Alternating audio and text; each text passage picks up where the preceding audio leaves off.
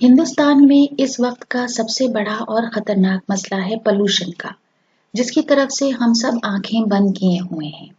आलूदगी या प्रदूषण का मतलब है कि कुदरती तवाजुन, प्राकृतिक संतुलन में दोष या खराबी पैदा होना, जिससे ना तो किसी को सांस लेने के लिए ताजी हवा मिले, ना पीने का साफ पानी, ना खाने पीने के सही सामान और ना ही पुरसुकून माहौल। आपको याद होगा वो ज़माना जब हर घर में घड़े और सुराहियां हुआ करते थे और लोग बड़े आराम से घर के नल से ही पानी भर के उसमें स्टोर कर लिया करते थे। फिर एक ऐसा वक्त आया कि नदियों का पानी पीने लायक ही नहीं बचा। उसका कारण बने हम लोग। हम ही लोगों ने नदियों में कारखानों के केमिकल से लेकर अपनी बेकार चीज़ों और कूड़ा करकट को उसमें बहाकर अपनी जिम्मेदारी पूरी कर ली।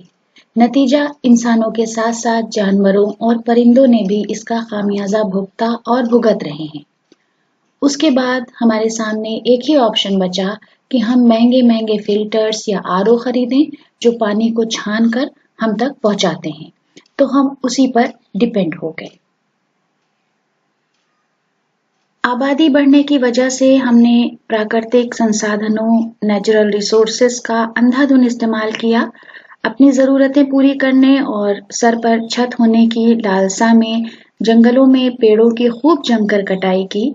शहरों में बढ़ती हुई रिहायशी परेशानी की वजह से लोगों ने बेतरतीब निर्माण किया, जिससे पानी के निकास और जल भराव, नालियों वगैरह का मसला पैदा हुआ। इसी तरह की गंदी बस्तियों ने वायु या एयर पोल्यूशन को बढ़ावा दिया। ये क्या जगह है दोस्तों, ये कौन सा दयार है, हदे निगाह तक जहां गुबार ही गुबार है। जिस जमाने में शहरियार साहब ने ये गजल लिखी होगी, तब उन्होंने तसव्वुर भी नहीं किया होगा कि ये गजल हकीकत से इस कदर जुड़ जाएगी कि जिंदगी का एक हिस्सा बन जाएगी। जहरीली हवा का शिकंजा हिंदुस्तान के हर शहर पर कसता ही जा रहा है। संचार के रिसोर्सेज और बढ़ती हुई आबादी की वजह से ट्रांसपोर्टेशन में भी दिन ब दिन इजाफा होता जा रहा है और उससे निकलने वाला धुआं हमारे लिए ही जानलेवा साबित हो रहा है। ये फसलों की पैदावार को भी लगातार कम ही कर रहा है।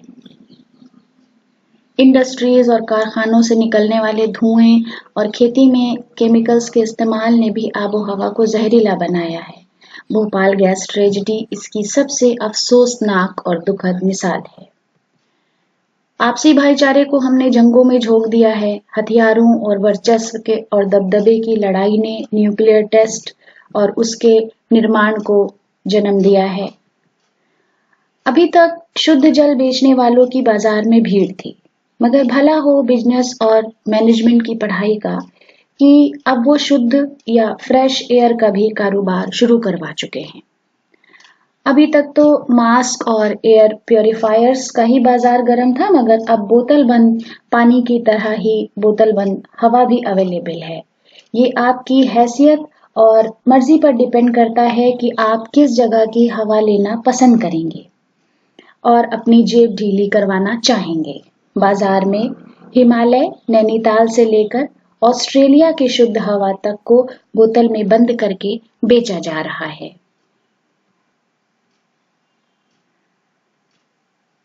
बढ़ती हुई आबादी के लिए कूड़े कचरे के इंतजाम सिस्टमैटिक होने चाहिए। कूड़े को सही जगह डंप करने की स्ट्रेटेजी शायद कभी सही तरीके से बनाई ही नहीं गई।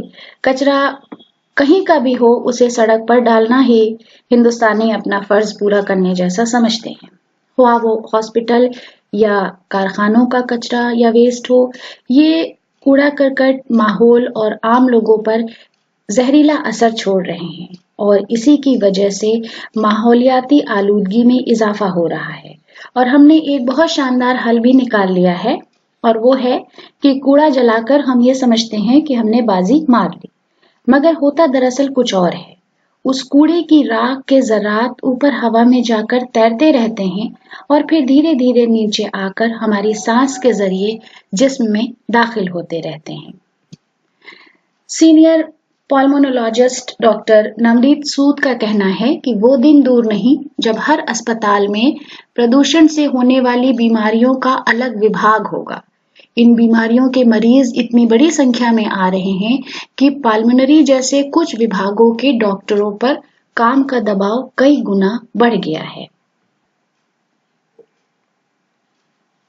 इंसानी जिस्म पर पोल्यूशन के असरात टीबी, अस्थमा, मलेरिया जैसी खतरनाक बीमारियों से 3 गुना ज्यादा खतरनाक होते हैं। डॉक्टर्स की माने तो पहले सिर्फ सिगरेट नोशी करने वालों के ही फेफड़ों पर काले धब्बे हुआ करते थे और एक हेल्दी इंसान के फेफड़े गुलाबी रंग के, मगर अब 80% मामलों में ऐसा नहीं है। खराब हवा में सांस लेने की वजह से फेफड़े अनहेल्दी हो रहे हैं। पोल्यूशन का असर ह्यूमन ब्रेन पर भी हो रहा है।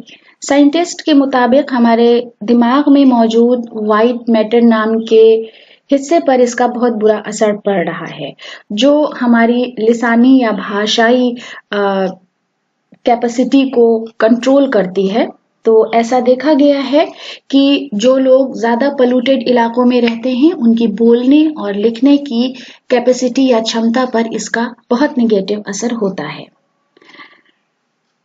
ट्रैफिक के शोर के साथ मिलकर एयर पोल्यूशन के बारीक कण दिल की नसों में जमकर हार्ट अटैक को भी न्योता देते हैं। इसका असर हमारी आंखों पर, हमारी स्किन पर, हमारे बालों पर, हमारे शरीर के तमाम अंगों पर डायरेक्टली ही होता है। जलवायु परिवर्तन, आबोहवा की तब्दीली की वजह से समुद्र की सतह पर होने वाले बदलाव का खामियाजा अभी हमें केरल की बाढ़ से होने वाली भयानक तबाही की शक्ल में देखने को मिला। हमारे सामने न सिर्फ बाढ़ बल्कि हर मौसम की एक्सट्रीम झेलने का ही ऑप्शन बाकी बचा है, चाहे वो गर्मी हो या ठंड या बरसात। पहले एक मौसम आने और दूसरे मौसम के जाने के बीच एक सुहावना और गुलाबी मौसम अब गायब सा होके रह गया है। ग्लेशियर पिघलने की वजह ग्लोबल वार्मिंग को समझा जाता है, मगर एक स्टडी के मुताबिक ग्लेशियर्स में तेजी से पोल्यूशन के जर्रात या कण की एक परत जम रही है जो इन्हें पिघला रही है। स्टडी ये भी बताती है कि ग्लोबल वार्मिंग से पहले ही पोल्यूशन की वजह से ग्लेशियर्स के पिघलने का सिलसिला शुरू हो चुका था। एक रिपोर्ट के मुताबिक अगर दुनिया ग्लोबल वार्मिंग को 1.5 डिग्री सेल्सियस तक महदूद रखने में कामयाब भी हो गई, तब भी इस सदी के आखिर तक हिंदू कुश पर मौजूद 1/3 ग्लेशियर्स पिघल सकते हैं। रिसर्च ये भी बताती है कि पोल्यूशन की वजह से पौधों की पत्तियां खतरनाक केमिकल्स बनाने लगती हैं और जो कीट पतंगे इन्हें खाते हैं उनका विकास सही ढंग से नहीं होता और कीट पतंगों का रोल जंगल को बढ़ाने में, जंगल के एक्सटेंशन में बहुत ज्यादा होता है। हर साल 2 दिसंबर को हम नेशनल पोल्यूशन कंट्रोल डे मनाते हैं। हम जलजले, बाढ़ और अकाल से बहुत डरते हैं, मगर इन सब की वजह खुद ही बनते हैं। यानी हम उन सब वजूहात को हवा देते हैं जिनसे ये नेशनल कैलेमिटीज आती हैं। हम बीमारियों और दूसरे तरह के हादसात से मोहतात रहते हैं, मगर पोल्यूशन के लिए हम अब भी संजीदा नहीं हैं।